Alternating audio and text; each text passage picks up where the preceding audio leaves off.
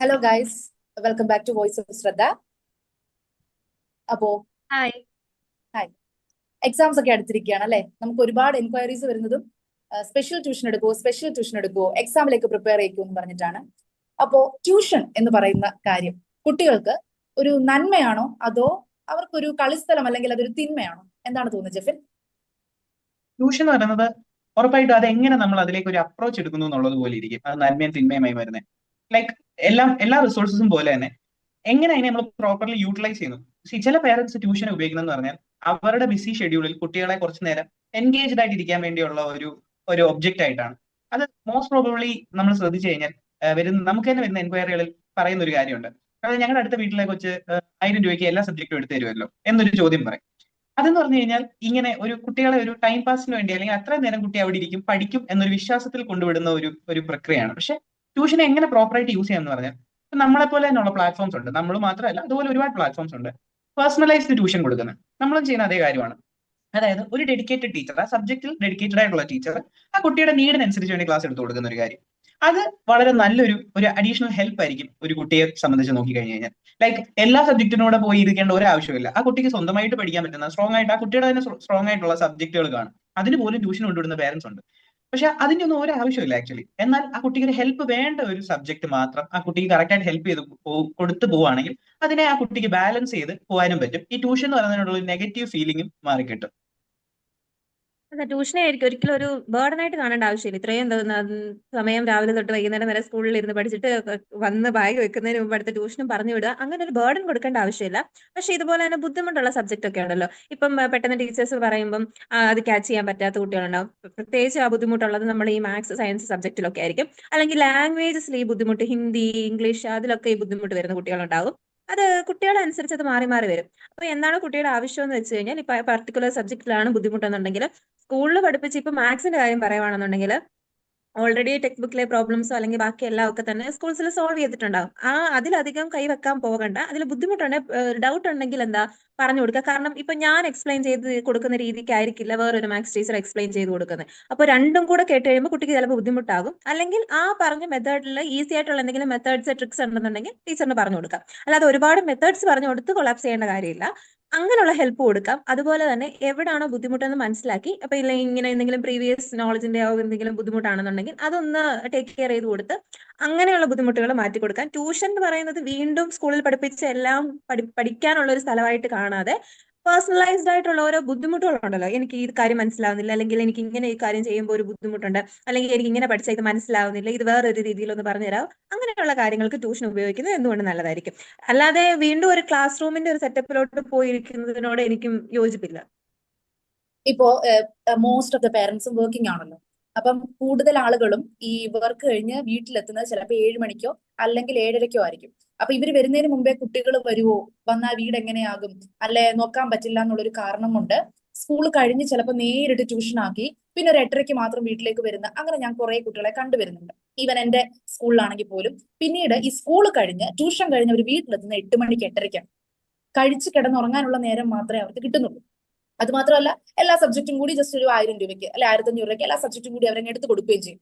അപ്പോ പേരൻസിനെ സംബന്ധിച്ചിടത്തോളം ഇത് ഭയങ്കര ഒരു ലക്ഷറി ആണല്ലോ. 1500 രൂപയ്ക്ക് എല്ലാ സബ്ജക്റ്റും കൂടി എടുക്കുന്നു. പിന്നെ 2-2.5 മണിക്കൂർ കുട്ടികൾ അവിടെ അങ്ങിരിക്കുന്നു, വീട്ടിലെ ബഹളം ഇല്ല. അപ്പൊ അങ്ങനെ ഒരു പ്രശ്നം ഒഴിവാക്കൽ അല്ലെങ്കിൽ ഇവർക്കൊരു ഇച്ചിരി പേരൻസിന് ബുദ്ധിമുട്ടുണ്ടാവാതിരിക്കാൻ വേണ്ടി ഒരു കാരണത്തിന് വേണ്ടി ഈ കുട്ടികളെ ട്യൂഷൻ സെന്ററുകളിൽ അല്ലെങ്കിൽ ട്യൂഷന് കൊണ്ടാക്കുക എന്നുള്ളൊരു കാര്യത്തോട് നിങ്ങൾ എങ്ങനെയാണ് പ്രതികരിക്കുന്നത്? അത് തികച്ചും തെറ്റായിട്ടുള്ള ഒരു പ്രവണതയാണ്. നമ്മളൊരു നല്ലൊരു മാരത്തോൺ നമ്മൾ ഓടി ഒരു ഏഹ്, ഒരു ഡിസ്റ്റൻസ് നമ്മൾ ഓടി കഴിഞ്ഞാൽ ഉറപ്പായിട്ട് നമുക്ക് റെസ്റ്റ് വേണം.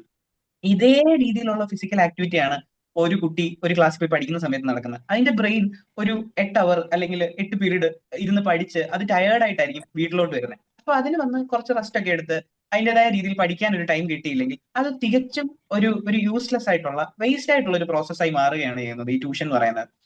എല്ലാ സാധനത്തിനും റെസ്റ്റ് വേണ്ടത് തന്നെയാണ് ഒരു കുട്ടിയുടെ ബ്രെയിനിന് റെസ്റ്റ് വേണ്ടത്. എന്നാലേ പുതിയ ഐഡിയ ആണെങ്കിലും അല്ലെങ്കിൽ ഓൾറെഡി ഉള്ള ഐഡിയ പ്രോപ്പറായിട്ട് അതിന് പഠിക്കാനും അല്ലെങ്കിൽ അണ്ടർസ്റ്റാൻഡ് കോംപ്രിഹെൻഷൻ എന്ന് പറയുന്ന ഒരു കാര്യമുണ്ട്. അത് കോംപ്രിഹെൻഡ് ചെയ്യണമെന്നുണ്ടെങ്കിൽ ആ ബ്രെയിൻ ഫ്രഷ് ആയിട്ടിരുന്നാൽ മാത്രമേ ആ ഒരു പുതിയൊരു നോളജിനെ അക്സെപ്റ്റ് ചെയ്യാനുള്ള ഒരു കഴിവ് കിട്ടുള്ളൂ. ഇപ്പം നമ്മൾ തന്നെ പണ്ട് സ്കൂളുകളിൽ പഠിപ്പിക്കുന്ന സമയത്ത് ശ്രദ്ധിച്ചു കഴിഞ്ഞാൽ ആദ്യത്തെ ഒരു 3-4 പീരീഡിൽ കുട്ടികൾ ഇരിക്കുന്ന ഒരു ശ്രദ്ധ ലാസ്റ്റ് പീരീഡുകൾ വരുമ്പോൾ കിട്ടത്തില്ല. മെയിൻ ആയിട്ട് നോക്കിയാൽ ഈ കോർ സബ്ജക്റ്റുകളൊക്കെ നമ്മൾ ടൈം ടേബിൾ തന്നെ പ്ലേസ് ചെയ്യുമ്പോൾ ആദ്യത്തെ അവേഴ്സിലായിരിക്കും നമ്മൾ കോർ സബ്ജക്റ്റുകൾ പ്ലേസ് ചെയ്യുന്നത്. പിന്നെ ലാസ്റ്റ് ഒക്കെ വരുമ്പോൾ കൂടുതലും ഈ EVS പോലത്തെ അല്ലെങ്കിൽ SUPW പോലത്തെ കുറച്ചുകൂടെ എന്താ പറയുന്നത് ലീഷർലി ആയിട്ട് കുട്ടികൾക്ക് ഇരിക്കാൻ പറ്റുന്ന PT ഒക്കെ പോലത്തെ പീരീഡുകളായിരിക്കും നമ്മൾ പ്ലേസ് ചെയ്യുന്നത്. അതിന്റെ മെയിൻ അർത്ഥം തന്നെ ഒരു ബ്രെയിൻ എത്രത്തോളം ഫ്രഷ് ആയിട്ടിരിക്കുന്നോ അത്രത്തോളം കാര്യങ്ങൾ ആ ബ്രെയിനിൽ അത് രജിസ്റ്റേർഡ് ആവും, അല്ലെങ്കിൽ അത് കോംപ്രിഹെൻഡ് ചെയ്യാൻ പറ്റും എന്നുള്ളതാണ്. സോ ഒരു കുട്ടി രാവിലെ മുതൽ വൈകുന്നേരം വരെ സ്കൂളിൽ പഠിച്ചിട്ട് പിന്നെ വന്നിരുന്ന് വീണ്ടും ഒരു 2 മണിക്കൂർ 3 മണിക്കൂർ ട്യൂഷൻ ഇരുന്ന് ഇനി ജാസ്മിൻ പറഞ്ഞുകൊണ്ട് തിരിച്ച് കിടക്കാൻ വേണ്ടി മാത്രം വീട്ടിൽ ചെല്ലുമ്പോൾ അവിടെ ഒരു പ്രൊഡക്ടിവിറ്റി ഉണ്ടാകുന്നുണ്ടോ, അല്ലെങ്കിൽ ആ പ്രോസസ്സിന് ഒരു റിസൾട്ട് ഉണ്ടാകുന്നുണ്ടോ എന്ന് ചോദിച്ചാൽ അതില്ല. പിന്നെ ടൈം ഇതുപോലെ ഈ പറഞ്ഞുകൊണ്ട് പേരൻസ് ലേറ്റ് ആയിട്ട് വരുന്ന പേരൻസിന് അത്രയും നേരം കുട്ടികളെ നോക്കാൻ ഒരു ഇടവെന്നുള്ള രീതിയിലാണെങ്കിൽ അത് വളരെ എഫക്റ്റീവായിട്ട് നടക്കും. അത്രേ അവിടെ ഉണ്ടാകുന്നുള്ളൂ. നമ്മൾ BEd പഠിച്ചപ്പോൾ പഠിച്ചൊരു കാര്യമുണ്ടല്ലോ, ഈ ലോ ഓഫ് റെഡിനെസ് എന്ന് പറയുന്ന ഒരു കാര്യം. അതായത് കുട്ടി എത്രത്തോളം റെഡി ആയിരിക്കുന്നോ ആ സമയത്ത് പഠിക്കുന്ന കാര്യങ്ങളെ കുട്ടിയുടെ തലയിൽ കയറുള്ളൂ. കുട്ടി റെഡി ആയിരിക്കണം പഠിക്കാൻ വേണ്ടിയിട്ട്. നമ്മൾ എപ്പോഴും സ്കൂളിൽ ഇത്രയും കാര്യങ്ങൾ പഠിക്കുന്നു, പിന്നെ അത് കഴിഞ്ഞ് വീണ്ടും പഠിക്കാൻ പറയുന്നു. ഈ പഠനം എന്ന് പറയുന്ന ഒരു കാര്യമേ കുട്ടി വെറുക്കാൻ ഇങ്ങനെയുള്ള പ്രഷറുകൾ ചിലപ്പോൾ കാരണമായേക്കാം. കാരണം എപ്പോഴും പഠിക്കാൻ പറയുന്നു, പടി പടി പടി എന്ന് പറഞ്ഞുകൊണ്ടിരുന്നു കഴിഞ്ഞാൽ കുട്ടികൾക്ക് അത് ഇഷ്ടപ്പെടണമെന്നില്ല. അത് എപ്പോഴും ഒരു ബുദ്ധിമുട്ടായിട്ടേ പിന്നെ കുഞ്ഞ് കാണത്തുള്ളൂ. അതേസമയം എനിക്ക് ഇന്ന സബ്ജക്ട് ക്ലാസ്സിൽ ഇരുന്നിട്ട് മനസ്സിലാവുന്നില്ല, അതിനൊരു ഇത് മാറ്റി കൊടുക്കാൻ വേണ്ടിയിട്ടാണ് നമ്മൾ ട്യൂഷൻസ് അറേഞ്ച് ചെയ്യുന്നുണ്ടെങ്കിൽ ഈ എല്ലാ സബ്ജക്റ്റിനും കൂടെ 1 മണിക്കൂർ എന്ന് പറയുന്നത് ഒരു ബുദ്ധിമുട്ടാണ്. നമ്മൾ എങ്ങനെയാ എല്ലാ സബ്ജക്റ്റും കൂടെ 1 മണിക്കൂറിനകത്ത് പഠിച്ചു തീരുക? അത് വലിയ പാടായിരിക്കും. അതൊരു നടക്കുന്ന ഒരു കാര്യമല്ല. അതുപോലെ തന്നെ ഇപ്പം എനിക്ക് അറിഞ്ഞുകൂടാ ആരാ ഇത് ഹാൻഡിൽ ചെയ്യുന്നതെന്ന്. നമുക്ക് അതിനകത്ത് കൊടുക്കാൻ പറ്റുന്ന ആ ഒരു ഹാൻഡിൽ ചെയ്യുന്ന ആ ടീച്ചറിന് കൊടുക്കാൻ പറ്റുന്ന ഇൻപുട്ടും വളരെ കുറവായിരിക്കും. കാരണം എത്ര എന്ന് പറഞ്ഞാലും ആ സബ്ജക്റ്റിൽ സ്പെഷ്യലൈസ് ചെയ്തിട്ടുള്ള ഇപ്പൊ ഇംഗ്ലീഷിന്റെ ഗ്രാമറും ഇതും കാര്യങ്ങളും ഒന്നും അറിയാത്ത ഒരാളെ എങ്ങനെയായി പോയി നന്നായിട്ടൊരു ക്ലാസ് അല്ലെങ്കിൽ ഇതാണ് ഒരു നമുക്ക് റൂട്ടഡ് ആയിട്ടുള്ള ഒരു കാരണം അതിനകത്ത് ഉണ്ടാവും. ഇതിനകത്ത് ഒരു ബുദ്ധിമുട്ടുണ്ടെങ്കിൽ ഇപ്പൊ മാത്സിനകത്ത് ഒരു പ്രോബ്ലം കണ്ടു കഴിഞ്ഞാൽ എനിക്കറിയാം ഇതിന്റെ പിന്നിൽ ഇതൊക്കെ ചെയ്തിട്ടില്ല എന്നുണ്ടെങ്കിലാണ് ഈ ഒരു ബുദ്ധിമുട്ട് വന്നത്. അപ്പൊ എല്ലാ സബ്ജക്റ്റും കൂടെ ഇങ്ങനെ ചെയ്യാൻ ഒരാളെന്ന് പറയുമ്പോൾ എനിക്കത് അറിയില്ല എങ്ങനെയാണ് അത് നടന്നു പോകുന്നതെന്ന്. ഇപ്പം ഫോർ എക്സാമ്പിൾ പറയുകയാണെന്നുണ്ടെങ്കിൽ ഞാൻ ഒരു 10th വരെ ഞാൻ ട്യൂഷന് പോയിട്ടിരുന്നത്. 11th 12th തൊട്ടാണ് ഞാൻ ട്യൂഷൻ നിർത്തിയത്, തന്നെ പഠിക്കാൻ തുടങ്ങിയത്. അപ്പൊ ഞാൻ ട്യൂഷന് പോയിക്കൊണ്ടിരുന്ന സമയത്ത് എന്ന് പറയുന്നത് ആ സമയത്തും നമ്മളെ എല്ലാ സബ്ജക്റ്റിനും കൂടെ വേണ്ടിയിട്ടാണ് പോയിക്കൊണ്ടിരുന്നത്. അപ്പൊ ഞാൻ അവിടെ പോയിട്ട് എന്താ ചെയ്യുന്നതെന്ന് വെച്ച് കഴിഞ്ഞാൽ ഞാൻ പോയിരിക്കുന്നു, പഠിക്കുന്നു. ഞാൻ സ്കൂളിൽ തന്ന കാര്യങ്ങളെല്ലാം പോയിരുന്നു അവിടെ ഇരുന്ന് പഠിക്കുന്നു. അത് വീട്ടിലിരുന്ന് പഠിച്ചാൽ മതി, വേറെ കാര്യമൊന്നും അവിടെ നടക്കുന്നില്ല. അതേസമയം എനിക്ക് വേറെ ഇപ്പം ഇംഗ്ലീഷിന്റെ ഗ്രാമറിനോ ഇംഗ്ലീഷൊന്നും എനിക്ക് വലിയ കാര്യമായിട്ട് അറിയത്തില്ലായിരുന്നു. അത് മലയാളം മീഡിയത്തിലാണ് പഠിച്ചത്. അതിന് പകരം എനിക്ക് ഇംഗ്ലീഷ് പഠിക്കാൻ വേണ്ടിയിട്ട് അല്ലെങ്കിൽ ആ കാര്യങ്ങൾക്ക് വേണ്ടി ഒരു ട്യൂഷൻ അറേഞ്ച് ചെയ്യുകയായിരുന്നുണ്ടെങ്കിൽ അത് കുറച്ചും കൂടെ എഫക്റ്റീവ് ആയിരുന്നേനെ. ഇപ്പൊ ആലോചിക്കുമ്പോഴാണ് എനിക്ക് ഇതൊക്കെ തോന്നുന്നത്. അന്ന് എനിക്കും ബോധമില്ലായിരുന്നു, വീട്ടുകാർക്കും ബോധമില്ലായിരുന്നു. അപ്പൊ അതുകൊണ്ട് അവിടെ പോയിരുന്നു, പൈസ കൊടുത്ത് പഠിച്ചു ഇറങ്ങി. ഈ എല്ലാ സബ്ജക്റ്റിനൂടെ ഒരാളുടെ ഇടയ്ക്ക് ട്യൂഷൻ വിടുക എന്ന് പറയുന്നത് തന്നെ ഇപ്പൊ നമുക്ക് പല പ്രൊഫഷണൽസ് ഉണ്ട്, ഡോക്ടേഴ്സ് ഉണ്ട്, എഞ്ചിനീയേഴ്സ് ഉണ്ട്, എല്ലാം ഉണ്ട്. ഇപ്പം ഒരു ഡോക്ടർ ഒരു 500 രൂപ ഫീസ് ചാർജ് ചെയ്യുന്നു എന്ന് പറഞ്ഞുകൊണ്ട് ഒരു എഞ്ചിനീയർ അത് 100 രൂപയ്ക്ക് ചെയ്യുമെന്ന് പറഞ്ഞുകൊണ്ട് നമ്മൾ രസമായിട്ട് ഒരു എഞ്ചിനീയറിന്റെ അടുക്കൽ ചെല്ലുന്ന സെയിം കാര്യമാണ് കാണിക്കുന്നത്. ഇപ്പൊ ഒരു ടീച്ചറിന് ചിലപ്പോൾ 1-2 സബ്ജക്റ്റിൽ ഇത് കാണും, പക്ഷെ അത് കൂടുതൽ എല്ലാ സബ്ജക്റ്റിലൂടെ ഒരു ടീച്ചർ എടുക്കാന്ന് പറഞ്ഞാൽ അതിന്റെ അകത്ത് വരുന്ന ഒരു ഔട്ട്പുട്ട് എത്രത്തോളം ആണെന്നുള്ളത് ഒന്ന് ആലോചിച്ച് നോക്കുന്നത് വളരെ നന്നായിരിക്കും. ഇപ്പൊ എനിക്കിത് കേട്ടപ്പോൾ ഇത് തോന്നിയോണ്ടാണ് ഞാനത് പറഞ്ഞ ഇടയ്ക്ക്. അതെനിക്ക് തോന്നുന്നു പേരൻസ് അതൊന്നും ആലോചിക്കാതെ ചെയ്യുന്നത് കൊണ്ടായിരിക്കും. അവർ ഇങ്ങനെ ഒരു കാര്യത്തിന് വേണ്ടിയിട്ട് ചെയ്യുന്നതായിരിക്കും. ട്യൂഷന് പോയാൽ എല്ലാം നടക്കും എന്നുള്ളൊരു കാര്യം. ട്യൂഷൻ ടീച്ചർ മാജിക്കൊന്നും അല്ലല്ലോ അവിടെ ചെയ്യുന്നത്, അവിടെ പഠിക്കുകയല്ലേ ചെയ്യുന്നത്. ആ ഒരു പ്രോസസ്സ് തന്നെ അല്ലേ അവിടെ നടക്കുന്നത്. അതൊന്നും ആലോചിച്ച് തീരാവുന്ന പ്രശ്നമേ ഉള്ളൂ. ഇപ്പോ ജിൽബി പറഞ്ഞ പോയിന്റ് ഭയങ്കര ഒരു വാലിഡ് ഒരു സാധനം. അതായത് ഈ എല്ലാ സബ്ജക്റ്റും കൂടി ഹാൻഡിൽ ചെയ്യാൻ ഞാൻ പറയട്ടെ, ഓവർ ദ ഇയേഴ്സ് ഇവർക്ക് ഒരു ബേസിക് ഇൻഫർമേഷൻ കിട്ടും സബ്ജക്ട്സിൽ. ഉറപ്പായിട്ടും ഓവർ ദ ഇയേഴ്സ് ഇവർക്ക് ഇപ്പൊ ഒരു 5-6 വർഷത്തെ എക്സ്പീരിയൻസ് ഒക്കെ ആയി കഴിയുമ്പോൾ ഉറപ്പായിട്ടും സബ്ജക്റ്റിനെ പറ്റി ഒരു ധാരണയൊക്കെ കിട്ടും. പക്ഷേങ്കിൽ അതിന്റെ ഒരു കോർ പറഞ്ഞു കൊടുക്കാൻ ഇപ്പൊ നമുക്കായാൽ പറ്റും ഫിസിക്സ് ട്യൂഷൻ എടുക്കാൻ, ഇല്ലേ? നമുക്കായാൽ പറ്റും കെമിസ്ട്രി എടുത്തു കൊടുക്കാൻ. ഇതൊക്കെ നമുക്ക് എടുത്തു കൊടുക്കാൻ പറ്റും. പക്ഷെ അതിന്റെ ഒരു കോർ അറിയണമെങ്കിൽ അതിൽ സ്പെഷ്യലൈസ് ചെയ്താലേ പറ്റുള്ളൂ. ഇപ്പൊ ഈ പല ട്യൂഷനിലും ഇവർക്ക് കുറച്ച് വർഷത്തെ എക്സ്പീരിയൻസ് ആയി കഴിയുമ്പോൾ ഇവർക്ക് മനസ്സിലാകും ഇതൊക്കെ പഠിപ്പിക്കണം അല്ലെ ഇങ്ങനെയൊക്കെ പഠിപ്പിക്കണം എന്നുള്ളത് മനസ്സിലാകും. പക്ഷെ ബേസിക്കലി ഇവർ ചെയ്യുന്നത് എന്താണെന്നറിയാവോ? കുറെ ഇവരുടെ കയ്യിൽ എന്തായാലും 10th സ്റ്റുഡൻസ് മാത്രമായിരിക്കില്ല. 9th കാണും, 8th കാണും, 7th കാണും. ഇതിരുന്ന് പഠിക്കും. ഇപ്പം ഞാൻ തിരക്കിയിട്ടുള്ള പല സ്റ്റുഡൻസും പോകുന്നിടത്ത് അവർ ചെയ്യുന്നതെന്ന് വെച്ചാൽ പഠിക്കുക എന്ന് പറഞ്ഞ് മാറ്റിയിരുത്തി പഠിപ്പിക്കുക. കുട്ടികൾ അവിടെ ഇരുന്ന് പഠിക്കണം. ഓക്കെ, അവർക്ക് ഒരു ക്വസ്റ്റ്യൻ ആൻസർ കൊടുക്കുന്നു, അവർ അവിടെ ഇരുന്ന് പഠിക്കണം. പഠിച്ച് പറഞ്ഞു കേൾപ്പിച്ചാൽ വീട്ടിൽ പോകും. This is the thing. ഇതാണ് എല്ലാ ട്യൂഷൻ സെന്ററിലും നടക്കുന്നത്. ഇതല്ല ഒരു ട്യൂഷൻ കൊണ്ട് ഉദ്ദേശിക്കുന്നതെന്നാണ് ഞാൻ മനസ്സിലാക്കുന്നത്. ട്യൂഷൻ എന്ന് പറഞ്ഞാല് സ്കൂള് കഴിഞ്ഞതിന് ശേഷം എന്തെങ്കിലും എക്സ്ട്രാ ഡൗട്ട്സ് ഉണ്ടെങ്കിൽ, എന്തെങ്കിലും പ്രയാസമുള്ള ടോപ്പിക് ഉണ്ടെങ്കിൽ അത് എക്സ്പ്ലെയിൻ ചെയ്ത് കൊടുക്കുക എന്നുള്ളതാണ് ട്യൂഷന്റെ ധർമ്മം. അല്ലാതെ നമ്മൾ പഠിപ്പിച്ചു കൊടുത്തത് അല്ലെങ്കിൽ ടീച്ചേഴ്സ് സ്കൂളിൽ പഠിപ്പിച്ചു കൊടുത്തത് കുത്തിയിരുത്തി കാണാതെ പഠിപ്പിക്കാൻ പറ്റിയ ഒരു ഇടമായിട്ടാണ് ഇപ്പൊ പല ട്യൂഷൻ സെന്റേഴ്സ് മാറുന്നത്. ഇത് ഞാൻ പലയിടത്തും നിന്ന് ഇങ്ങനെ കേട്ടറിഞ്ഞ ഒരു അറിവാണ്. നിങ്ങൾക്ക് എന്ത് തോന്നുന്നു അതിനെപ്പറ്റി? ഞാൻ നല്ലൊരു ശതമാനം ട്യൂഷന് ഞാൻ പോയിട്ടുണ്ട്. പക്ഷെ എല്ലായിടത്തും ഞാൻ പോകും, കുറച്ച് നാൾ നിൽക്കും, അവിടെ നിന്ന് ഇറങ്ങും. ഞാൻ കണ്ടിന്യൂ ചെയ്തിട്ടുള്ള ചരിത്രം വളരെ കുറവ്. കാരണം ഞാൻ ആഗ്രഹിച്ചിരുന്നതെന്ന് പറഞ്ഞാൽ ഞാൻ അവിടുത്തെ ചെല്ലുമ്പോൾ എനിക്ക് സ്കൂളിൽ നിന്ന് കിട്ടാത്ത അല്ലെങ്കിൽ സ്കൂളിൽ നിന്ന് എനിക്ക് മനസ്സിലാത്ത കാര്യങ്ങൾ പറഞ്ഞു തരിക എന്നുള്ള അത് ഞാൻ കണ്ടിട്ടുള്ളത് വളരെ ചുരുക്കം ട്യൂഷനിൽ മാത്രമേ ഉള്ളൂ. മിക്കവാറും ഉള്ളിടത്ത് ചെയ്യുന്നതെന്ന് പറഞ്ഞാൽ ഞാൻ ICSE പഠിച്ചിട്ടുണ്ട്, CBSE കേരളയും പഠിച്ചിട്ടുണ്ട്. അപ്പൊ ICSE എല്ലാവരും ഗൈഡുകൾ വെച്ചാൽ പഠിപ്പിക്കുന്നത്. അപ്പൊ ICSE ആണെങ്കിൽ ICSEയുടെ കുറെ ഗൈഡുകളുണ്ട്. ട്യൂഷൻ ടീച്ചേഴ്സ് ആ ഗൈഡ് അങ്ങോട്ട് എടുത്തരും. ഇപ്പൊ പറഞ്ഞ കണക്കിന് നമ്മളോട് പറയും ഇന്ന കാര്യങ്ങൾ നിന്ന് പഠിക്കും എന്ന് പറയും. എന്നിട്ട് നമ്മളോട് ചോദ്യം ചോദിക്കും, അടിക്കും, പിച്ചും. അന്ന് അടിയും പിച്ചൊക്കെ ഭയങ്കര ട്രെൻഡിങ്ങുള്ള ടൈമാണല്ലോ. ഇപ്പോഴാണല്ലോ അതൊക്കെ മാനസികമായ പീഡനം ഒക്കെ ആയിട്ട് മാറിയത്. അപ്പൊ അതാണ് മെയിൻ ആയിട്ട് ഒരു ട്യൂഷൻ സെന്ററിൽ കാണുന്നത്. പിന്നെ കേരള ആയപ്പോഴത്തേക്ക് നേരെ ലേബർ ഇന്ത്യയിലാണ് എല്ലാം.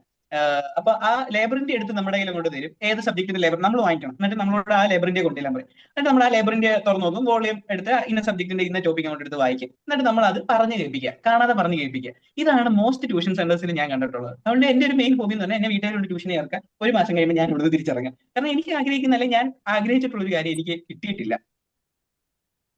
നീ ഗൈഡിന്റെ കാര്യം പറഞ്ഞപ്പോ ഞാൻ ഈ ലേബർ ഇന്ത്യയുടെ കാര്യം പറയാൻ പറഞ്ഞാൽ ലേബർ ഇന്ത്യ വെച്ച് പഠിച്ച ഒരാളാണ്. കാരണം അതിനകത്ത് ക്വസ്റ്റ്യൻ ആൻസർ എല്ലാം ഉണ്ടാകും. എല്ലാത്തിനും ഞാൻ ഇംഗ്ലീഷ് ഹിന്ദി ഇതിന്റെയൊക്കെ ആൻസേഴ്സ് മലയാളം ഇതെല്ലാം കാണാതെ പഠിക്കലായിരുന്നു എന്റെ പരിപാടി. മാത്സ് മാത്രമേ ഉള്ളായിരുന്നു വർക്ക്ഔട്ട് ചെയ്ത് നോക്കുന്നത്. പിന്നെ സോഷ്യലൊക്കെ എന്ന് പറഞ്ഞു കഴിഞ്ഞാൽ അതെല്ലാം കറക്റ്റ് ആയിട്ട് ടെക്സ്റ്റ് ബുക്കിൽ തന്നെ ഉണ്ടാവും, അത് പഠിക്കലായിരുന്നു. സോഷ്യലൊന്നും എനിക്ക് പഠിക്കാൻ അറിയത്തില്ലായിരുന്നു കേട്ടോ. ഞാൻ എങ്ങനെയാ പാസ്സായതെന്ന് എനിക്കറിയത്തില്ല. സോഷ്യൽ എനിക്ക് മാർക്ക് കുറവായിരുന്നു. അപ്പം ഈ കാര്യങ്ങൾ തന്നെയാണ് എന്റെ എക്സ്പീരിയൻസ് ആണ് ഇത്. നമ്മൾ അവിടെ പോയിരുന്ന് കാണാതെ പഠിക്കലാണ് അവിടുത്തെ പരിപാടി. ഇന്ന എല്ലാ കാര്യങ്ങളുണ്ട്. അപ്പൊ ഞാൻ ഓർക്കും, യോ ഞാൻ ഇത്രയും പഠിച്ചു കഴിഞ്ഞല്ലോ അത്. കാരണം ഇത്രയും എന്താ വീട്ടിലിരുന്ന് നടക്കാത്ത പോലെയാണ് അന്നേരത്തെ തിങ്കിങ് പ്രോസസ് എന്ന് പറഞ്ഞാൽ അത്രയല്ലേ അറിവുള്ളൂ. അപ്പം അവിടെ പോയിരുന്നു കഴിഞ്ഞാൽ അത്രയും പഠിക്കുന്നു, അത്രയും പഠിച്ചു കഴിഞ്ഞിട്ട് ഇറങ്ങുന്നു. ഈ ഇങ്ങനെയുള്ള ഒരു കാര്യം നമുക്ക് കാണാതെ പഠിത്തം എന്ന് പറയുന്നത് അത് എവിടെ ഇരുന്ന് വേണമെങ്കിലും നടക്കും. പക്ഷെ എന്താണ് ശരിക്കും ഒരു ട്യൂഷൻ എന്ന് പറഞ്ഞു കഴിഞ്ഞാൽ അതിന്റെ അർത്ഥം എന്ന് പറയുന്നത് നമുക്ക് എപ്പോഴും എക്സ്ട്രാ കെയർ ആയിരിക്കണം. അല്ലെങ്കിൽ നമുക്ക് വേണ്ട, ഇപ്പം എന്റെ ഒരു കാര്യം പറയുവാണെന്നുണ്ടെങ്കിൽ എനിക്ക് എക്സ്ട്രാ കെയർ വേണ്ട ഒരു കാര്യമായിരുന്നു ഇംഗ്ലീഷ് ലാംഗ്വേജ് എന്ന് പറയുന്നത്. അതിനകത്ത് ആണ് നമ്മൾ ആ സമയത്ത് ആ ടൈം യൂട്ടിലൈസ് ചെയ്തിരുന്നുണ്ടെങ്കിൽ നമുക്ക് വരുന്ന വർഷങ്ങളിൽ അത് കുറച്ചും കൂടി യൂസ് ചെയ്യുമായിരുന്നു. കാരണം എനിക്ക് 10th കഴിഞ്ഞിട്ട് 11th 12th ഹാൻഡിൽ ചെയ്യാൻ നല്ല പാടായിരുന്നു. പെട്ടെന്ന് മലയാളം മീഡിയത്തിൽ നിന്ന് ഇംഗ്ലീഷ് മീഡിയത്തിലോട്ട് പോയപ്പോൾ എനിക്ക് നല്ല പാടായിരുന്നു. അപ്പൊ ചിലപ്പോൾ എനിക്ക് ആ ഒരു ബുദ്ധിമുട്ടില്ലാതിരിക്കാൻ വേണ്ടിയിട്ട് ആ ഒരു ക്ലാസ് സഹായിച്ചേനെ. അതുപോലെ തന്നെ ഓരോ കുട്ടിക്കുള്ള ബുദ്ധിമുട്ട് മനസ്സിലാക്കുക എന്നുള്ളതാണ് ഫസ്റ്റ് കാര്യം. ചിലപ്പോൾ മാത്സ് പഠിക്കാൻ അത് ബേസിക്സ് ഇല്ലാത്തതുകൊണ്ടായിരിക്കും, അതിനൊരു എക്സ്ട്രാ കെയർ കൊടുക്കാൻ നമുക്ക് ക്ലാസ് കൊടുക്കാം. ലാംഗ്വേജസ്, ഹിന്ദി എല്ലാവർക്കും പറ്റുന്ന ഒരു സബ്ജക്ട് ആയിരിക്കത്തില്ല, ഹിന്ദി പഠിക്കാൻ വേണ്ടിയിട്ട് അല്ലെങ്കിൽ ഇംഗ്ലീഷ് പഠിക്കാൻ വേണ്ടിയിട്ട്. അല്ലെന്നുണ്ടെങ്കിൽ മലയാളം തന്നെ മനസ്സിലാവാത്ത കുട്ടികളുണ്ടാവും, തനിയെ എഴുതാനുള്ള ബുദ്ധിമുട്ടുകളുള്ള കുട്ടികളുണ്ടാവും, സയൻസ്, സോഷ്യൽ, അങ്ങനെയുള്ള കാര്യങ്ങൾക്ക് ഒരു എക്സ്ട്രാ ഹെൽപ്പ് കൊടുക്കാൻ വേണ്ടിയിട്ടായിരിക്കണം. നമ്മൾ സ്കൂളിൽ ഇപ്പം നമ്മൾ നല്ല ടീച്ചേഴ്സ് എന്ന് പറഞ്ഞു കഴിഞ്ഞാൽ ഇപ്പൊ ക്ലാസ് എടുക്കുന്നത് പറഞ്ഞു കഴിഞ്ഞാൽ ഇപ്പൊ അവര് കുറച്ചും കൂടെ ഡെവലപ്ഡ് ആയിട്ടുള്ള ക്ലാസ്സുകൾ എടുക്കുന്നത്. കാരണം അവർ ഇപ്പൊ നമ്മുടെ ഓരോ കാര്യങ്ങളും അവർ ഇംപ്ലിമെന്റ് ചെയ്ത് എടുക്കുന്നത്. ഇപ്പൊ AI ആണെന്നുണ്ടെങ്കിലും കാര്യങ്ങളാണെന്നുണ്ടെങ്കിലും ക്ലാസ്സസ് ഭയങ്കര ക്വാളിറ്റി ഉള്ള ക്ലാസ്സസ് അവരെടുക്കുന്നത്. ആ ക്ലാസ്സിൽ ശ്രദ്ധിച്ചാൽ തന്നെ കുട്ടികൾക്ക് കാര്യങ്ങൾ കുറെ കിട്ടും. ഇനി അതിനകത്തുള്ള ബുദ്ധിമുട്ടുകൾ പരിഹരിക്കാൻ വേണ്ടിയിട്ടാണ് നമ്മൾ ഒരു എക്സ്ട്രാ കെയർ എന്ന് പറഞ്ഞ് ഈ സെൽഫ് സ്റ്റഡീസിന് ഈ ട്യൂഷൻസ് കാര്യങ്ങൾക്കൊക്കെ പോയിന്റ് വരുന്നത്. അല്ലാതെ പോയിരിക്കാൻ ഒരു സ്ഥലമാണെന്നുണ്ടെങ്കിൽ നമ്മൾ എന്തിനാ ഇങ്ങനെ ഫീസ് കൊടുത്ത് ബുദ്ധിമുട്ടുന്നത്? വേറെ എന്തെങ്കിലും ഒരു ഓപ്ഷൻ അതിന് കണ്ടുപിടിച്ചാൽ പോരെ. കുട്ടികൾ കുറച്ചും കൂടെ സമാധാനമായിട്ടെങ്കിലും ആ ക്രൗഡിന്റെ ഉള്ളിൽ ഇരിക്കാതെ കുറച്ച് സമാധാനമായിട്ടെങ്കിലും വേറെ ഒരു സ്ഥലത്ത് ഇരിക്കത്തില്ലേ, നമ്മുടെ റിലേറ്റീവ്സിന്റെ വീട്ടിൽ അങ്ങനെ എന്തെങ്കിലും പോയിരിക്കത്തില്ലേ? നമ്മൾ ഫീസ് കൊടുത്ത് നമുക്കിങ്ങനെ ഒരു ട്യൂഷൻ ഒരു ഹെൽപ്പാണ് ആവശ്യം എന്നുണ്ടെങ്കിൽ ഇങ്ങനെയുള്ള കാര്യങ്ങൾക്കായിരിക്കണം നമ്മൾ ആ ഹെൽപ്പ് എടുക്കേണ്ടത്. അതെ. അപ്പോ ഇപ്പൊ ചില പേരൻസ് കറക്റ്റ് സബ്ജക്ട് ഓറിയന്റഡ് ആയിട്ട് പോകുന്നവരുണ്ട്. അതായത് ഇപ്പൊ ചില കുട്ടികൾക്ക് ഗ്രാമറിൽ ബുദ്ധിമുട്ട് കാണും, ഇംഗ്ലീഷ് ഗ്രാമർ. അതിന്റെ കാരണം എന്ന് വെച്ചാൽ ചില സ്കൂളുകളിൽ അത് അത്ര വൃത്തിയായിട്ട് പഠിപ്പിക്കുന്നുണ്ടെന്ന് എനിക്ക് തോന്നുന്നില്ല. അതായത് ഗ്രാമറിന്റെ കറക്റ്റ് ബേസിക്സ് എടുത്ത് ചില സ്കൂളുകളുണ്ട്, എല്ലാ സ്കൂൾസും അല്ല, ചില സ്കൂളുകൾ. അപ്പോ അങ്ങനെ ബാക്കി എല്ലാ സബ്ജക്ട്സും ചിലപ്പോൾ നന്നായിട്ട് എടുക്കുമെങ്കിലും ഗ്രാമർ ചിലപ്പോൾ നന്നായിട്ട് എടുത്തിട്ടുണ്ടെന്ന് വരില്ല. അപ്പൊ ചില പേരൻസ് അത് നോട്ടീസ് ചെയ്യുമ്പം കുട്ടികളെ ഗ്രാമറിന് സ്പെഷ്യൽ ആയിട്ട് ട്യൂഷൻ വിടും. അപ്പൊ ചിലപ്പോ മിക്കവാറും ഈ സ്പെഷ്യലൈസ്ഡ് ആയിട്ടുള്ള ആളുകൾ എടുക്കുമ്പോൾ അതിനനുസരിച്ചുള്ള ഫീ അവർ മേടിക്കും, അല്ലെ? സ്പെഷ്യലൈസ്ഡ് ആയിട്ടുള്ള ആളുകളാകുമ്പോൾ അതിന്റെ ഫീ മേടിക്കും. അപ്പൊ അതേ സമയത്ത് തൊട്ടപ്പുറത്ത് എല്ലാ സബ്ജക്റ്റിനും കൂടി 1000 രൂപയുള്ളൂ എന്ന് പറഞ്ഞാല് പെട്ടെന്ന് പേരൻസ് അങ്ങോട്ടൊരു ചായ്വ് കാണിക്കാൻ ചാൻസ് ഉണ്ട്. ഇപ്പൊ ചിലപ്പോ ഈ ഇംഗ്ലീഷ് ഗ്രാമറിന് മാത്രം 1000 രൂപ മേടിക്കുന്ന ട്യൂഷൻ കാണും. അതേസമയം ഈ 1000 റുപ്പീസാണ് എല്ലാ സബ്ജക്റ്റും എടുത്തു തരാന്ന് പറയുമ്പോൾ പേരൻസിന് അങ്ങോട്ടേക്ക് ഒരു ചായ്വുണ്ട്. അപ്പോ അത് സത്യം പറഞ്ഞാൽ അത് തെറ്റായ ഒരു തീരുമാനമല്ലേ? അതുകൊണ്ട് സത്യം പറഞ്ഞാൽ ഗുണത്തേക്കാൾ ഏറെ ദോഷമല്ലേ ചെയ്യുന്നത്? കുട്ടിയുടെ സമയം പോകുന്നു, പൈസയുടെ വെറും ആവശ്യമില്ലാത്ത ചെലവ്, അങ്ങനെയുള്ള ഒരുപാട് മോശം അതിൽ നിന്നും ഉണ്ടാവുന്നില്ലേ? അതുപോലെ തന്നെ എക്സ്ട്രാ കെയർ വേണ്ടുന്ന സബ്ജക്റ്റിന് മാത്രം ഒരു സ്പെഷ്യൽ ട്യൂഷൻ എല്ലാ ദിവസവും എല്ലാ സമയവും കളയാതെ പെർട്ടിക്കുലർ ടൈം നമ്മളുടെ ആവശ്യത്തിനനുസരിച്ച് അലോട്ട് ചെയ്ത് മേടിക്കുന്നതല്ലേ ഗുണം? അതിനെപ്പറ്റി എന്താ നിങ്ങളുടെ ഒരു തോന്നൽ? ഇപ്പൊ നമ്മൾ പറഞ്ഞു വിട്ട് തന്നെ ചുമ്മാ ഒരു കുട്ടിയെ കുറച്ച് നേരം എൻഗേജ്ഡ് ആയിട്ട് ഇരിക്കാൻ വേണ്ടി. ഇപ്പൊ പേരൻസ് രണ്ടുപേരും വർക്കിംഗ് ആണ്, അവർ രണ്ടുപേരും ഉള്ളൂ. അപ്പം ആ പറഞ്ഞു വിട്ട ഇപ്പൊ 7:30 വരുന്ന പേരൻസ്, കുട്ടികൾ സ്കൂൾ കഴിഞ്ഞ് 4:30 വരുന്നു. അപ്പൊ അത്ര നേരം അവർ വീട്ടിൽ വന്നിരിക്കുന്നതിനേക്കാളും ഒരു ബുദ്ധിമുട്ട് കാണുന്ന പേരൻസിന് ഇതായിരിക്കും നല്ലൊരു ഓപ്ഷൻ. അതായത് ജസ്റ്റ് അവർ എൻഗേജ്ഡ് ആയിട്ട് ഇരിക്കാനാണെങ്കിൽ ഇതുപോലെ എല്ലാ സബ്ജക്റ്റോടെ കുറഞ്ഞൊരു വിലയ്ക്ക് എക്കണോമിക്കലി ഫീസിബിൾ ആണ് കൊണ്ടുവിടുക എന്നുള്ളൊരു കാര്യം. പക്ഷെ ഇതിന് ഒരു മീനിങ് ഫുൾ ആയിട്ടുള്ള ഈ പറഞ്ഞിട്ട് ഈ കോമ്പിറ്റൻസി എന്നുള്ള ഒരു ഉദ്ദേശത്തിലാണ് ചെയ്യുന്നതെന്നുണ്ടെങ്കിൽ എപ്പോഴും നല്ലത് ആ സബ്ജക്റ്റിൽ മാസ്റ്റർ ആയിട്ടുള്ളവരുടെ അടുക്കൽ കൊണ്ടുവിടുന്നതാണ്. പിന്നെ എപ്പോഴും ഒരു കുട്ടി പഠിച്ചുകൊണ്ടിരിക്കുകയാണെങ്കിൽ ആ ഒരു പഠിത്തം, നമ്മളെ ഒരു കാര്യം ഫോഴ്സ്ഫുള്ളി ചെയ്യിപ്പിക്കുക എന്ന് പറയുന്നത് നമ്മൾ ഇഷ്ടത്തോടെ ചെയ്യുന്നത് തമ്മിൽ അതിലുണ്ടാകുന്ന റിസൾട്ടിന് ഭയങ്കര വ്യത്യാസമാണ്. ഇപ്പൊ നമുക്ക് ഇഷ്ടമല്ലാത്തൊരു കാര്യം നമ്മളെ കൊണ്ട് ചെയ്യിപ്പിച്ച് കഴിഞ്ഞാൽ നമ്മൾ അതിനിടുന്ന ഔട്ട്പുട്ട് എന്ന് പറഞ്ഞാൽ അത് ഒരു 30-40% കാണത്തുള്ളൂ. പക്ഷെ അതേ സാധനം നമ്മൾ ഇഷ്ടത്തോടെ ചെയ്യുവാണെങ്കിൽ നമ്മളത് നല്ല ഔട്ട്പുട്ട് ആയിരിക്കും നമ്മൾ അതിന് കൊടുക്കുന്നത്. അതിന്റെ ഒരു ഇതാണ്, നമുക്ക് ബിരിയാണി കഴിക്കാൻ ഇഷ്ടമുള്ള ഒരാൾക്ക് എന്നും ബിരിയാണി കിട്ടിക്കൊണ്ടിരുന്നു കഴിഞ്ഞാൽ ഒരു പോയിന്റ് എത്തുമ്പോൾ നമുക്ക് മടുക്കും. പിന്നെ നമ്മളത് ഫോഴ്സ് ചെയ്ത് 23 നേരം ബിരിയാണി തന്നെ കഴിപ്പിച്ചുകൊണ്ടിരിക്കേണ്ട വരും. സെയിം വരെയാണ് ഇവൻ പഠിക്കാൻ ആഗ്രഹിക്കുന്ന പിള്ളേർ പോലും അവർക്ക് വേണ്ട ഒരു റെസ്റ്റോ കാര്യങ്ങളോ കിട്ടാതെ ഇങ്ങനെ കണ്ടിന്യൂസ് ആയിട്ട്, അതും പ്രൊഡക്റ്റ്. ഇപ്പൊ ഞാൻ തന്നെ പറഞ്ഞില്ല, ഞാൻ പലയിടത്ത് ട്യൂഷൻ പോയിട്ടുണ്ട്, അതെല്ലാം ഞാൻ നിർത്താനുള്ള കാര്യം ഞാൻ ആഗ്രഹിക്കുന്ന കാര്യം എനിക്ക് അവിടുന്ന് കിട്ടിയിട്ടില്ല. ഇതേ മൈൻഡ് സെറ്റ് ഉള്ള പിള്ളേർ കാണും വേറെ, അവർ ആഗ്രഹിക്കുന്ന സാധനം കിട്ടുന്നില്ലെന്ന് പറയാം. അവർക്ക് ആ ട്യൂഷൻ എന്ന് പറയുന്നത് തന്നെ ഒരു മടുപ്പായിട്ട് തോന്നാൻ തുടങ്ങും. പിന്നെ അവർ ഈ പഠിത്തം എന്ന് പറയുന്നത് ഈ പ്രൊഡക്ടിവിറ്റിയും ഭയങ്കരമായിട്ട് കുറയും. ഒരു പോസിറ്റീവ് കാര്യത്തെക്കാളും കൂടുതൽ ഇതിൽ നിന്നൊരു നെഗറ്റീവ് ഇമ്പാക്ട് ആയിരിക്കും ഈ ഒരു ടീച്ചർ തന്നെ എല്ലാ സബ്ജക്റ്റും എടുത്തുകൊണ്ടിരിക്കുന്നതിന്റെ അതിൽ നിന്ന് വരുന്നത്. അതേസമയം ഒരു സബ്ജക്റ്റിൽ സ്കിൽഡ് ആയിട്ടുള്ള ഒരു ടീച്ചർ പഠിപ്പിക്കുന്നുണ്ടെങ്കിൽ ആ കുട്ടിക്ക് വേണ്ട കാര്യങ്ങളെ അതിന് കിട്ടത്തുള്ളൂ. അപ്പൊ അതിന് അതൊരു അഡീഷണൽ ഹെൽപ്പ് ആയിരിക്കും. പിന്നെ ഒരു ബഞ്ച് ഓഫ് കുട്ടികളുണ്ട് ഇതൊന്നും ബോധർ ചെയ്യുന്നില്ല, പഠിക്കുകയേ വേണ്ടെന്ന് പറഞ്ഞാൽ അങ്ങനെയുള്ള കാര്യമല്ല ഞാൻ പറഞ്ഞത്. കുറച്ചൊക്കെ ഇമ്പ്രൂവ് ആകണമെന്ന് ആഗ്രഹമുള്ള കുട്ടികൾക്ക്. മറ്റൊരു കാര്യം ഞാൻ കുട്ടികളിൽ ഒബ്സർവ് ചെയ്തിട്ടുള്ള ഒരു കാര്യം എന്ന് പറയുന്നത്, ഈ ഇപ്പൊ മാത്സ് പഠിപ്പിക്കുമ്പോഴാണെന്നുണ്ടെങ്കിൽ ഈ റീസൺ അറിയാൻ വേണ്ടിയിട്ട് കുട്ടികൾക്ക് അത് എന്തുകൊണ്ടാണ് അങ്ങനെ വന്നേ, ഇതുകൊണ്ട് എന്തുകൊണ്ടാണ് ഇങ്ങനെ വന്നതെന്ന് ക്യൂരിയസ് ആയിട്ടുള്ള കുട്ടികൾ. ചിലർക്ക് അങ്ങനെയുള്ള ഒരു ക്യൂരിയോസിറ്റി വരത്തില്ല. നമ്മൾ പറയുന്ന എന്തെങ്കിലും എന്തായാലും അത് അക്സെപ്റ്റ് ചെയ്തിട്ട് ഇതാണെന്ന് പറഞ്ഞ് പഠിച്ചു വെക്കുന്ന കുട്ടികളുണ്ട്. അല്ലാതെ എന്തുകൊണ്ടാന്ന് പറഞ്ഞ് ചോദിക്കുന്ന വൈ എന്നുള്ള ഒരു ക്വസ്റ്റ്യൻ ചോദിക്കുന്ന കുഞ്ഞുങ്ങളുണ്ട്. എനിക്കത് എക്സ്പ്ലെയിൻ ചെയ്ത് കൊടുക്കാനും എനിക്ക് കുറച്ച് ഇൻട്രസ്റ്റ് ആണ്. വൈ ഇതുകൊണ്ടാണ് ഇതിന്റെ റീസൺ. കാരണം റീസൺ അറിഞ്ഞു പഠിച്ചാലേ അതിനൊരു സുഖമുള്ളൂ. അപ്പോൾ പിന്നെയും ആ ഒരു റീസൺ കൊണ്ടും സാറ്റിസ്ഫൈഡ് ആവാതെ അപ്പൊ ഇങ്ങനെ വന്നിരുന്നെങ്കിൽ എങ്ങനെ വന്നിരുന്നേനെ എന്ന് പറഞ്ഞിട്ട് വേറൊരു ക്വസ്റ്റ്യൻ ചോദിക്കുന്ന വേറൊരു കുട്ടിയാണ്. അപ്പൊ ഇതൊക്കെ പറഞ്ഞുകൊണ്ടിരിക്കാൻ ചിലപ്പം എല്ലാ ടീച്ചേഴ്സും ചിലപ്പോൾ ഒരുങ്ങിയിരിക്കണം എന്നില്ല. കാരണം എന്താന്ന് പറഞ്ഞു കഴിഞ്ഞാൽ പോർഷൻ തീർക്കണം, ഇതൊക്കെ എക്സ്പ്ലെയിൻ ചെയ്തുകൊണ്ടിരുന്നു കഴിഞ്ഞാൽ സമയം പോകും എന്ന് പറഞ്ഞ് സമയം നീ മിണ്ടായിരിക്കണം, അതത്രേ ഉള്ളൂ, അതുകൊണ്ടാണ് ഇതിങ്ങനെ കേട്ടാൽ മതി എന്ന് പറയുന്ന ടീച്ചേഴ്സ് ഉണ്ടാവും. അപ്പോൾ എനിക്ക് ശരിക്കും ഇൻട്രസ്റ്റിംഗ് ആയിട്ട് തോന്നിയിട്ടുണ്ട്. കുട്ടികൾ ഇങ്ങനെ ക്വസ്റ്റ്യൻസ് ചോദിക്കുമ്പോൾ അത് എക്സ്പ്ലെയിൻ ചെയ്ത് കൊടുക്കുമ്പോൾ ഇതാണ് ഇതിന്റെ റീസൺ എന്ന് പറഞ്ഞു കൊടുക്കുമ്പോൾ ഞാൻ കുറച്ചുകൂടെ സാറ്റിസ്ഫൈഡ് ആവാറുണ്ട്. പിന്നെയും ഇങ്ങനെ എന്തെങ്കിലും ക്വസ്റ്റ്യൻസ് ഉണ്ടെന്നുണ്ടെങ്കിൽ ഞാൻ ഇങ്ങനെ ഇപ്പോൾ അവരെ പേഴ്സണലായിട്ട് കിട്ടുന്ന ഒരു സമയത്ത് ഞാൻ അത് പറഞ്ഞു കൊടുക്കാറുണ്ട്.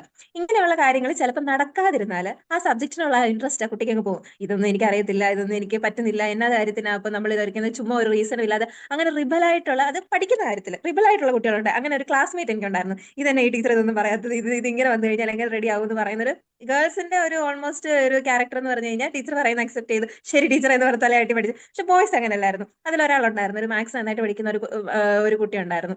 അപ്പം അവന് കുറച്ചും കൂടെ റീസൺസ് വേണമായിരുന്നു. പക്ഷെ ആ ടീച്ചർ അത്ര പറഞ്ഞു കൊടുക്കാൻ വേണ്ടിയിട്ട് ഇതല്ലായിരുന്നു. അതുകൊണ്ട് തന്നെ ആൾക്ക് ആ ഒരു ഇൻട്രസ്റ്റ് അങ്ങ് പോകുന്നത് ഞാൻ കണ്ടിട്ടുണ്ട്. മാത്സ് നന്നായിട്ട് ചെയ്തുകൊണ്ടിരുന്ന ആളാണ്. അപ്പോ നമുക്ക് അങ്ങനെയുള്ള കാര്യങ്ങൾ, എന്റെ കുട്ടി ഇതിനകത്ത് ക്യൂരിയസ് ആണെന്നുണ്ടെങ്കിൽ അവൻ അതിനകത്ത് എന്തോ ഒരു കഴിവ്, കുറച്ച് എക്സ്ട്രാ കഴിവുണ്ടെന്ന് മനസ്സിലാക്കുന്നവരാണെന്നുണ്ടെങ്കിൽ പേരന്റിനോട് അത് കുട്ടി കൺവേ ചെയ്ത് കഴിയുമ്പോൾ ആ കെയർ കൊടുക്കാൻ വേണ്ടിയിട്ട് നമുക്ക് ഈ ട്യൂഷൻസ് അറേഞ്ച് ചെയ്യാൻ പറ്റും. ചിലപ്പം ആദ്യമൊക്കെ നമ്മൾ പറഞ്ഞു കൊടുക്കേണ്ട വരുമായിരിക്കും ഇങ്ങനെയാണ് ഇത് റീസൺസ് എന്ന്. കുറച്ച് കഴിഞ്ഞ് കുട്ടി കണ്ടുപിടിക്കാൻ തുടങ്ങും റീസൺസ് എന്താണ്. അങ്ങനെ ഒരു എക്സ്പീരിയൻസ് എനിക്കുണ്ട്. കാരണം ഞാൻ 11th 12th ഹാൻഡിൽ ചെയ്തുകൊണ്ടിരുന്ന സമയത്ത് 12th-കാരോട് 11th-ലെ ഒരു റീസണിങ് ഞാൻ ഇവിടെ പറഞ്ഞു കൊടുത്തപ്പം 12th-ലെ ഒരു പോർഷന് ഇതാണ് വേണ്ടതെന്ന് പറഞ്ഞു കൊടുത്തപ്പം തിരിച്ചു പോയി അവർ പോയി 11th പോയി കണ്ടുപിടിച്ചുകൊണ്ട് വന്ന് ഇതുകൊണ്ടല്ല ഇത് വന്നതെന്ന് നെക്സ്റ്റ് ക്ലാസ്സിൽ വന്ന് എന്നോട് വന്ന് പറഞ്ഞു. അപ്പൊ നമ്മൾ കൊടുക്കേണ്ട ചിലപ്പോൾ ഒരു മോട്ടിവേഷൻ ആയിരിക്കും, അല്ലെങ്കിൽ ഒരു ഇൻസ്പിറേഷൻ ആയിരിക്കും, ഇങ്ങനെ ഒരു റീസൺ ഉണ്ട് എന്നുള്ളൊരു കാര്യം. ഇത് ഓരോ സബ്ജക്ട് ടീച്ചേഴ്സിനും ചിലപ്പോൾ ഇങ്ങനെയുള്ള എക്സ്പീരിയൻസ് പറയാനുണ്ടാവും. ആ ഒരു സബ്ജക്ട് എക്സ്പേർട്ടിന് മാത്രമേ, അല്ലെങ്കിൽ ആ സബ്ജക്ട് ഹാൻഡിൽ ചെയ്ത ആൾക്ക് മാത്രമേ ചിലപ്പോൾ അത് പറയാൻ പറ്റുന്നുള്ളൂ. അതിന് വേണ്ടിയിട്ടൊക്കെ ആയിരിക്കണം നമ്മൾ ചെയ്യുന്നുണ്ട്, എല്ലാ കാര്യങ്ങളും ചെയ്യുന്നുണ്ട്. പേരൻസ് അവർക്ക് ആവശ്യമായ കാര്യങ്ങളെല്ലാം ചെയ്തു കൊടുക്കുന്നുണ്ട്. പക്ഷെ ഈ ചെയ്തു കൊടുക്കുന്ന കാര്യങ്ങളെല്ലാം ഒരു റൈറ്റ് വേയിൽ പോകണം എന്നുണ്ടെങ്കിൽ നമ്മൾ അതിന്റെയൊക്കെ ഈ റീസൺ അറിഞ്ഞ് പഠിക്കാന്ന് പറഞ്ഞാൽ കാര്യം അറിഞ്ഞ് നമുക്ക് ആവശ്യം അറിഞ്ഞ് നമ്മൾ അതിനുള്ള കെയർ കൊടുക്കുക. അല്ലെങ്കിൽ ട്യൂഷന് വിടണം, ക്ലാസ് ആയതുകൊണ്ട് 10th ആയതുകൊണ്ട് ബോർഡ് എക്സാം അടുത്ത കൊല്ലം തൊട്ട് നമുക്ക് കൊച്ചിനെ ട്യൂഷന് വിടണം, അങ്ങനെ ഒരു പർപ്പസിന് വേണ്ടി വിടരുത്. കുട്ടിക്ക് എന്താണോ പഠനത്തിന് ബുദ്ധിമുട്ടുള്ളത് അത് ടേക്ക് കെയർ ചെയ്യാൻ വേണ്ടിയിട്ടായിരിക്കണം നമ്മൾ ട്യൂഷന് വിടേണ്ടത്.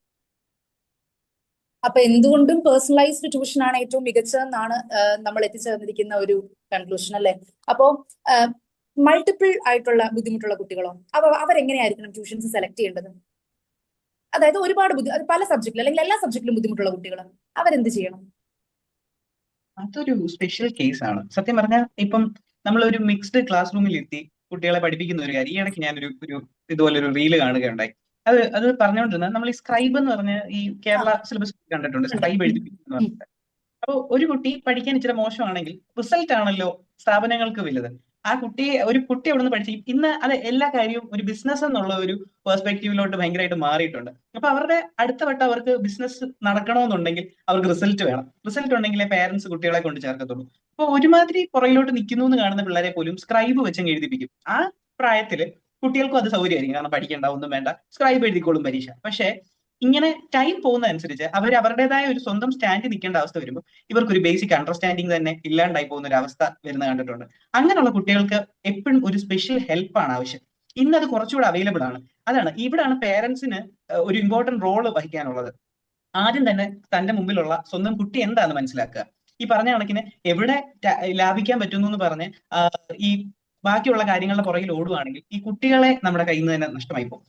ലൈക്ക് ഇപ്പൊ പറഞ്ഞ ഈ കുട്ടി സ്പെഷ്യൽ നീഡുള്ള കുട്ടികളെ സ്പെഷ്യൽ നീഡ്സിന് വേണ്ടിയുള്ള സ്കൂളുകളിൽ കൊണ്ട് ചേർക്കുന്നതായിരിക്കും എപ്പോഴും നല്ലത്. എല്ലാ സബ്ജക്റ്റും പഠിക്കാൻ ബുദ്ധിമുട്ടുള്ള ഒരാളെന്ന് പറഞ്ഞാൽ അവർക്ക് ലേണിംഗിൽ എന്തോ ഒരു ഡിഫിക്കൽറ്റി ഉള്ളത് കൊണ്ടാണ് അവർക്ക് എല്ലാ സബ്ജക്റ്റും പഠിക്കാൻ പാടുള്ളത്. അങ്ങനെയുള്ള കുട്ടികളെ ആദ്യമേ ഐഡന്റിഫൈ ചെയ്ത് അതിനുവേണ്ടിയുള്ള കൗൺസിലിങ്ങോ അല്ലെങ്കിൽ അതിനുവേണ്ടിയുള്ള സ്കൂളുകളുണ്ട്, അങ്ങനെയുള്ള സ്കൂളുകളിൽ ജോയിൻ ചെയ്യിപ്പിക്കുകയോ ചെയ്യുന്നതായിരിക്കും എന്തുകൊണ്ടും നല്ലത്. അതെ, ഈ ഒരു കാര്യം തന്നെയാണ് നമുക്ക് ചെയ്യാനുള്ളത്. ജെഫിൻ പറഞ്ഞൊരു കാര്യം തന്നെയാണ് നമുക്ക് ചെയ്യേണ്ടത്. കാരണം ഈ എല്ലാ സബ്ജക്റ്റിനും ബുദ്ധിമുട്ടെന്ന് പറയുമ്പം അതിപ്പോ നമ്മുടെ ഒരു പർട്ടിക്കുലർ ക്ലാസ്സിൽ ഉണ്ടായി വന്നതായിരിക്കില്ല. കുഞ്ഞിലെ തൊട്ട് ആ കുട്ടി ബുദ്ധിമുട്ട് അനുഭവിച്ച് വരുന്നതായിരിക്കും. ലാംഗ്വേജസിലാണെന്നുണ്ടെങ്കിലും അപ്പൊ അതിന്റെ ഹാൻഡ് റൈറ്റിംഗ് കാര്യങ്ങൾ ഇതൊക്കെ നമ്മൾ ഒബ്സർവ് ചെയ്യുന്ന കാര്യങ്ങളാണ്. അപ്പം കുട്ടിയെ കണ്ടിന്യൂസ് ആയിട്ട് ഒബ്സർവ് ചെയ്യുക എന്നുള്ള ഒരു കാര്യമാണ് മെയിൻ എന്നുള്ളത്. പിന്നെ അതിനപ്പുറത്തേക്ക് ചിലപ്പോൾ നമുക്ക് ആ ഒരു സ്റ്റേജിൽ തന്നെ പരിഹരിക്കാൻ പറ്റുന്ന പ്രശ്നങ്ങൾ ഉണ്ടായിരിക്കും.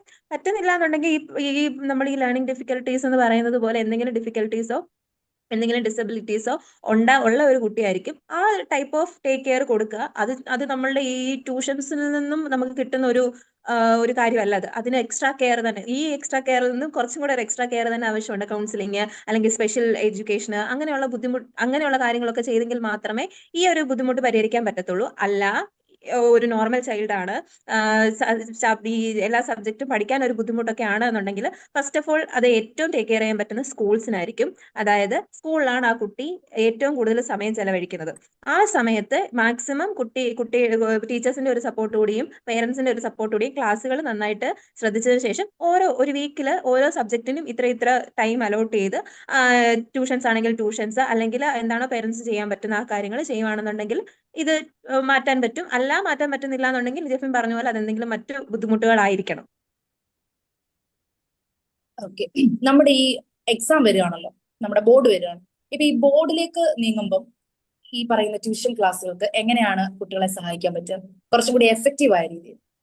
നല്ല പ്രൊഡക്ടിവിറ്റി ഉണ്ടാക്കണം കുട്ടികളിൽ നിന്ന്. അപ്പൊ എങ്ങനെയായിരിക്കും ട്യൂഷന് അവരെ ഹെൽപ്പ് ചെയ്യാൻ പറ്റുക? നമ്മൾ മുമ്പ് പറഞ്ഞോട്ട് തന്നെ, നമ്മുടെ മുമ്പത്തെ ഒരു പോഡ്കാസ്റ്റ് നമ്മൾ പറഞ്ഞോട്ട് തന്നെ, ടീച്ചേഴ്സിന് ഐഡന്റിഫൈ ചെയ്യാൻ പറ്റും ഏതൊക്കെ ഈ ഹാൻഡിൽ ചെയ്തുകൊണ്ടിരിക്കുന്ന ആൾക്കാരാണല്ലോ. അപ്പൊ ഇമ്പോർട്ടന്റ് ആയിട്ടുള്ള ടോപ്പിക്സ് ഏതൊക്കെയാണ് കുട്ടികൾ കൂടുതൽ ഫോക്കസ് ചെയ്യേണ്ടത്. അപ്പൊ അവർക്കൊരു സ്ട്രക്ചേർഡ് പ്ലാൻ കൊടുക്കാൻ ടീച്ചേഴ്സിന് പറ്റും. അപ്പൊ അതനുസരിച്ച് അവർ മുന്നോട്ട് പോവുകയാണെങ്കിൽ ആ കുട്ടിയുടെ ബർഡൻ ഭയങ്കരമായിട്ട് കുറയും. എന്ന് വെച്ചാൽ ഇപ്പം നന്നായിട്ട് പഠിക്കുന്ന ഒരു കുട്ടിക്കാണെങ്കിൽ അതിന് പറ്റുന്ന രീതിയിലുള്ള പ്ലാനാണ് കൊടുക്കുന്നതെന്നുണ്ടെങ്കിൽ ആ കുട്ടിക്ക് നന്നായിട്ട് മുന്നോട്ട് പോകാൻ പറ്റും. ഇനി ഇച്ചിരി പഠിക്കാൻ പുറകിലോട്ട് നിൽക്കുന്ന കുട്ടിയാണ്, അല്ലെങ്കിൽ നല്ല ഡിഫിക്കൽട്ട് ആണ് ആ ഒരു സബ്ജക്ട് എങ്കിൽ അതിന് കൊടുക്കുന്ന ഒരു ഗൈഡൻസ് ഉണ്ട്. അതായത് എങ്ങനെ അതിനെ കുറച്ചുകൂടെ ബ്രേക്ക് ഡൗൺ ചെയ്ത് അതിലേക്കുള്ള ഒരു അപ്രോച്ച് എങ്ങനെ എടുക്കാം എന്നുള്ളത് കറക്റ്റ് ആയിട്ട് കാണിച്ചു കൊടുക്കുകയാണെങ്കിൽ ആ കുട്ടിക്ക് എക്സാമിന് എന്ന് വെച്ചാൽ ഒരു 50 സ്കോർ ചെയ്യാൻ അല്ലെങ്കിൽ ഒരു 40 ജസ്റ്റ് പാസ് സ്കോർ ചെയ്യാനുള്ള ഒരു കുട്ടിക്ക് എങ്ങനെയാണെങ്കിലും ഒരു 50 അല്ലെങ്കിൽ ഒരു 60-70 ആ റേഞ്ച് സ്കോർ ചെയ്യാൻ പറ്റും. അത്രയും ഇമ്പ്രൂവ്മെന്റ് കൊണ്ടുവരാൻ പറ്റും. ഈ നമുക്ക് എല്ലാ ടീച്ചേഴ്സിനും എല്ലാ സബ്ജക്ട് ടീച്ചേഴ്സിന്റെ കയ്യിലും അവർക്ക് അവരുടേതായ ബ്ലൂ പ്രിന്റ് ഉണ്ടായിരിക്കും. അതായത് വെയിറ്റേജ് ഓരോ സബ്ജക്റ്റിന് ഓരോ ചാപ്റ്റേഴ്സിന് എന്താണ് വെയിറ്റേജ്, ഏതാണ് ചാപ്റ്റേഴ്സിന് നമ്മൾ അതുപോലെ പ്രീവിയസ് ക്വസ്റ്റ്യൻസ് അനലൈസ് ചെയ്യാന്നുള്ളത് അതൊരു റൈറ്റ് വേ ആയിരിക്കും. കാരണം ഫ്രീക്വന്റ്ലി ആസ്ഡ് ക്വസ്റ്റ്യൻസ് എന്താണ്, ഏത് ടൈപ്പ് ഓഫ് ക്വസ്റ്റ്യൻസ് ആണ് വരുന്നത്. അപ്പൊ അവർക്ക് തന്നെ എന്തായാലും സബ്ജക്ട് ഹാൻഡിൽ ചെയ്യുന്ന ടീച്ചേഴ്സിന് എന്തായാലും അതിനകത്തുള്ള ഒരു അറിവുണ്ടായിരിക്കും. ആ അറിവ് കുട്ടികളിൽ ഇംപ്ലിമെന്റ് ചെയ്യുക എന്നുള്ളതാണ് ഫസ്റ്റ് കാര്യം എന്ന് പറയുന്നത്. പിന്നെ ഈ ഒരുപാട് കോൺഫിഡൻസ് പോയിരിക്കുന്നത്, ഇപ്പൊ മാത്സിന്റെ കാര്യം പറയുവാണെന്നുണ്ടെങ്കിൽ അവർക്ക് ചിലപ്പോൾ കോൺഫിഡൻസ് പോയിരിക്കുമായിരിക്കും. എന്നെ കൊണ്ട് പറ്റത്തില്ല, എന്നെ കൊണ്ട് ഇത് കാര്യം നടക്കത്തേ ഇല്ല എന്ന് പറഞ്ഞിരിക്കുമായിരിക്കും. അങ്ങനെ ഉണ്ടെന്നുണ്ടെങ്കിൽ അവർക്ക് ചെയ്യേണ്ടതെന്ന് പറഞ്ഞു കഴിഞ്ഞാൽ അവർക്ക് പറ്റുന്ന കുറച്ച് പർട്ടിക്കുലർ ആയിട്ടുള്ള ക്വസ്റ്റ്യൻസ് ഉണ്ട്. ആ ക്വസ്റ്റ്യൻസ് കൊടുത്തിട്ട് ആ ക്വസ്റ്റ്യൻസ് അതേപടി കൊടുക്കുക. നെക്സ്റ്റ് ഡേയിൽ അവരോട് പഠിച്ചിട്ട് വന്നിട്ട് അതൊന്ന് എഴുതാൻ പറയാം. സെയിം ക്വസ്റ്റ്യൻ, നമ്പർ ഒന്നും മാറ്റാതെ സെയിം ക്വസ്റ്റ്യൻ തന്നെ കൊടുക്കുക. അവർ ഒരു വട്ടം അതൊന്ന് എഴുതട്ടെ. അത് കഴിഞ്ഞിട്ട് നെക്സ്റ്റ് ഡേയിൽ അതിന്റെ നമ്പേഴ്സ് ഒക്കെ ഒന്ന് മാറ്റി ചെറുതായിട്ടൊന്നൊരു മാറ്റി ഒന്ന് കൊടുക്കുക. അപ്പോഴും ഒന്ന് എഴുതട്ടെ. അത് കഴിഞ്ഞിട്ട് അതിനകത്ത് വരുന്ന ബുദ്ധിമുട്ടുകൾ പറഞ്ഞു കൊടുക്കുക, തെറ്റുകുറ്റങ്ങൾ പറഞ്ഞു കൊടുക്കുക. നെക്സ്റ്റ് ഡേയിൽ അവർക്കൊരു കോൺഫിഡൻസ് വരും. ഒരുപാട് അവരെ നീ ഇതൊക്കെ പഠിച്ചാലേ നീ ഇതൊക്കെ ജയിക്കത്തുള്ളൂ, നീ ഇതൊന്നും ചെയ്യാതെ എന്താ അത്ര അവരെ ഒരുപാട് ബ്ലെയിം ചെയ്തിട്ട് ഈ അവസാന ഘട്ടത്തിൽ വന്ന് ബ്ലെയിം ചെയ്തിട്ട് ഒരു കഥയില്ല. ആ കുഞ്ഞുങ്ങളുടെ ബാക്കിയുള്ള കോൺഫിഡൻസും കൂടെ പോത്തേ ഉള്ളൂ. അവർക്ക് വേണ്ടി ഇനി നമുക്ക് ചെയ്തു കൊടുക്കാനുള്ളതെന്ന് പറയുന്നത് ഈ സബ്ജക്ട് ടീച്ചേഴ്സിന് ചെയ്യാൻ പറ്റുന്നത് ആ ഒരു ടൈപ്പ് ഓഫ് ക്വസ്റ്റ്യൻസ് കൊടുക്കുക.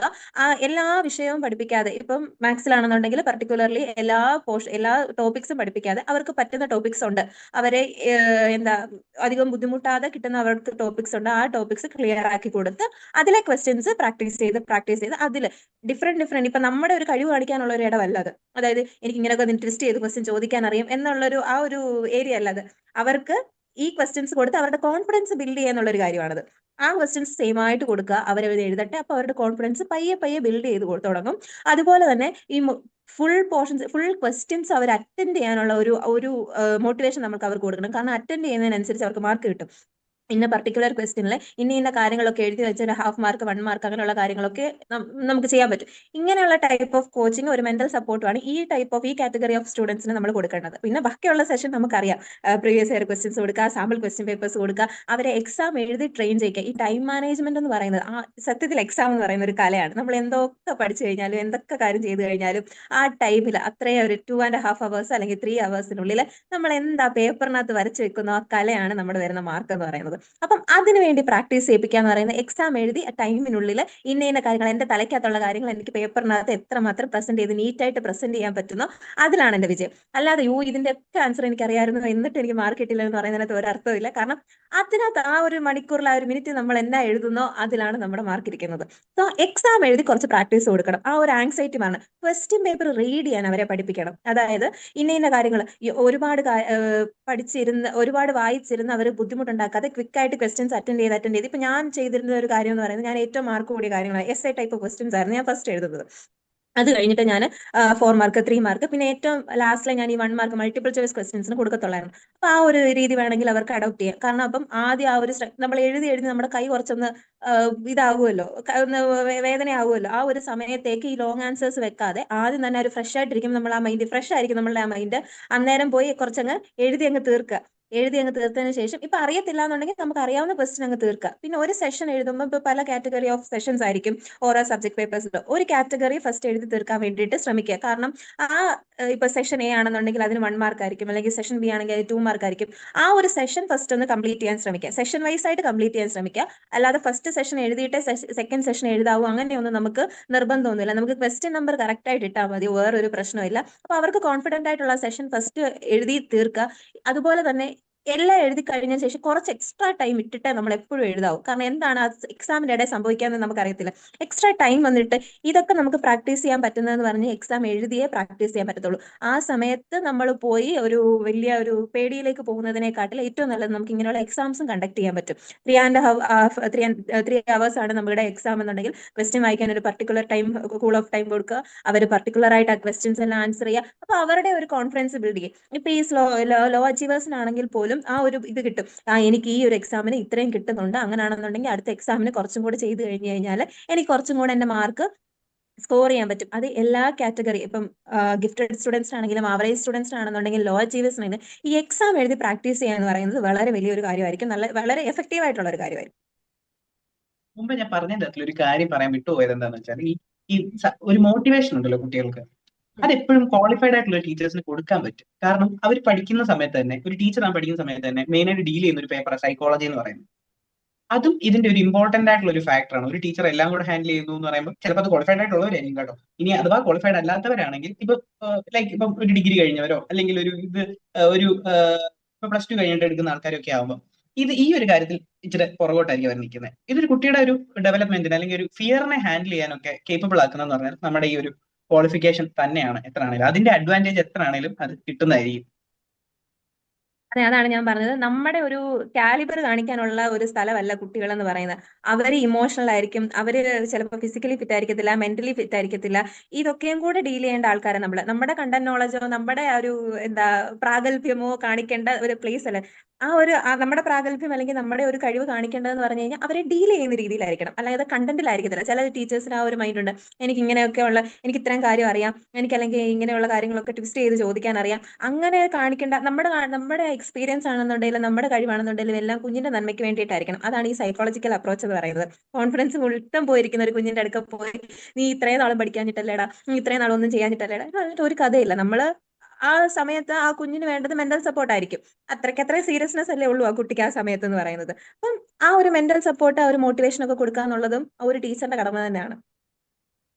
അപ്പൊ എങ്ങനെയൊക്കെ ആയാലും നമ്മൾ ഒരു സ്പെഷ്യൽ ട്യൂഷൻ ഒരു കുട്ടിക്ക് കൊടുക്കുന്നുണ്ടെങ്കിൽ അത് അത്യാവശ്യം സൂക്ഷിച്ചും കണ്ടും വേണം കൊടുക്കാൻ, അല്ലെ? അത്യാവശ്യം നല്ല പ്രൊഡക്ടിവിറ്റി കിട്ടുന്ന രീതിക്ക് വേണം നമ്മളൊരു മെന്ററിനെ ആണ് കുട്ടിക്ക് കൊടുക്കുക. വെറുതെ ഒരു കാണാതെ പഠിപ്പിക്കാൻ ആർക്കും പറ്റുമെങ്കിൽ പിന്നെ പേരൻസിന് തന്നെ ചെയ്തുകൂടെ?